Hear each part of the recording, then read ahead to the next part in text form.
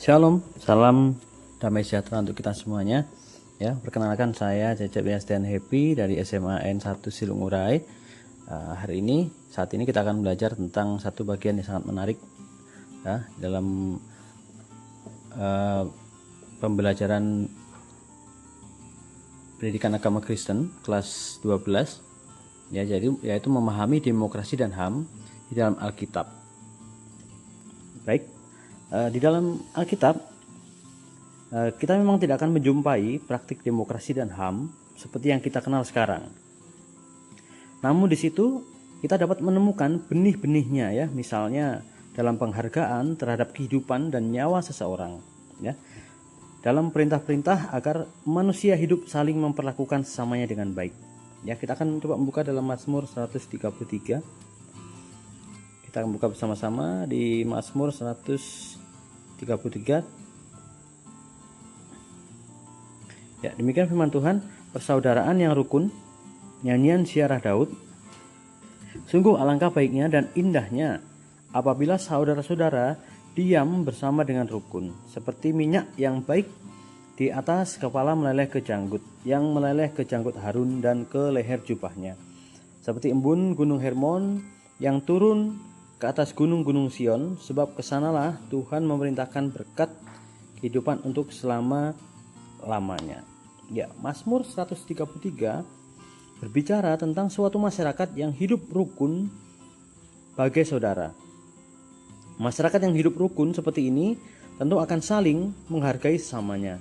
Mereka tidak akan saling menekan, menindas, memeras, apalagi menganiaya. Menurut pemazmur, masyarakat seperti itu akan tampak indah, sudah tentu ya. Karena masyarakat seperti itu tidak akan banyak mengalami konflik.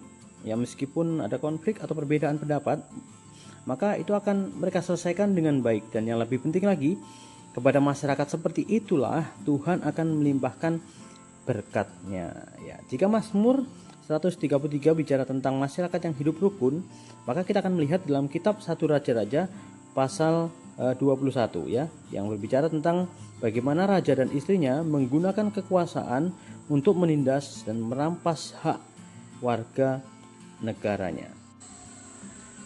Ya, di dalam 1 Raja-Raja pasal 21 dikisahkan bahwa ada seorang raja ya yang mengingini kebun anggur milik Nabot ya. Kita akan melihat dalam 1 Raja-Raja pasal 21 kebun anggur Nabot. Sesudah itu terjadilah hal yang berikut. Nabot orang Israel mempunyai kebun anggur di Israel di samping istana Ahab raja Samaria. Berkatalah Ahab kepada Nabot, "Berikanlah kepadaku kebun anggurmu itu supaya kujadikan kebun sayur, sebab letaknya dekat rumahku. Aku akan memberikan kepadamu kebun anggur yang lebih baik daripada itu sebagai gantinya. Atau jikalau engkau lebih suka, aku akan membayar harganya kepadamu dengan uang." Ya, jawab Nabot kepada Ahab, "Kiranya Tuhan menghindarkan aku daripada memberikan milik pusaka nenek moyangku kepadamu." Jadi Raja Ahab ini mengingini sebuah kebun anggur yang bagus, yang baik ya, yaitu punya Nabot. Ya, cuman karena kebun itu adalah milik pusaka ya, warisan dari keluarga, jadi nggak bisa diperjualbelikan atau ditukar. Jadi akhirnya jengkellah Raja Nabot ini ya.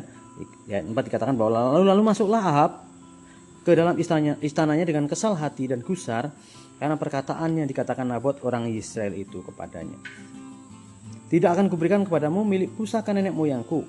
Ya, maka si Raja Ahab ini berbaringlah ia di tempat tidurnya dan menelungkupkan mukanya dan tidak mau makan. Lalu datanglah Isabel istrinya dan berkata kepadanya, "Apa sebabnya hatimu kesal sehingga engkau tidak makan?" Lalu jawabnya kepadanya, "Sebab aku telah berkata kepada Nabot orang Israel itu, berikanlah kepadaku kebun anggurmu dengan bayaran uang, atau jika engkau lebih suka, aku akan memberikan kebun anggur kepadamu sebagai gantinya." Tapi sautnya, "Tidak akan kuberikan kepadamu kebun anggurku itu," kata Isabel istrinya kepadanya. "Bukankah engkau sekarang yang memegang kuasa raja atas Israel? Bangunlah, makanlah, dan biarlah hatimu gembira. Aku akan memberikan kepadamu kebun anggur Nabot orang Israel itu." Kemudian ia menulis surat atas nama Ahab, memeteraikannya dengan meterai raja, lalu mengirim surat itu kepada tua-tua dan pemuka-pemuka yang diam sekota dengan Nabot. Dalam surat itu ditulisnya demikian, "Maklumkanlah puasa dan suruhlah Nabot duduk paling depan di antara rakyat. Suruh jugalah Dua orang Dursila duduk menghadapinya dan mereka harus naik saksi terhadap dia dengan mengatakan, engkau telah mengutuk Allah dan Raja. Sesudah itu bawalah dia keluar dan lemparilah dia dengan batu sampai mati. Orang-orang sekotanya, yakni tua-tua dan pemuka-pemuka yang diam di kotanya itu, melakukan seperti yang diperintahkan Isabel kepada mereka, seperti yang tertulis dalam surat yang dikirimkannya kepada mereka, ya. Jadi ini hal yang dilakukan oleh raja dan istrinya, ya, demi untuk mendapatkan kebun anggur Nabot. Mereka menghalalkan segala macam cara. Ya, di sini dikatakan bahwa dia panggillah dua orang saksi untuk menyatakan saksi dusta yang menyatakan bahwa Nabot ini mengutuki Allah dan raja, ya. Hukumannya kalau mengutuki Allah adalah dilempari dengan batu, ya, sampai mati. Akhirnya setelah dilempari dengan batu sampai mati, si Raja Ahab mengambil alih kebun anggur milik Nabot. Ini, ya, perbuatan yang sangat luar biasa, ya, perbuatan yang sangat melanggar HAM, ya, hak asasi manusia, di mana raja ini menghalalkan segala cara untuk boleh memiliki atau merebut kebun anggur tersebut. Ya, demikian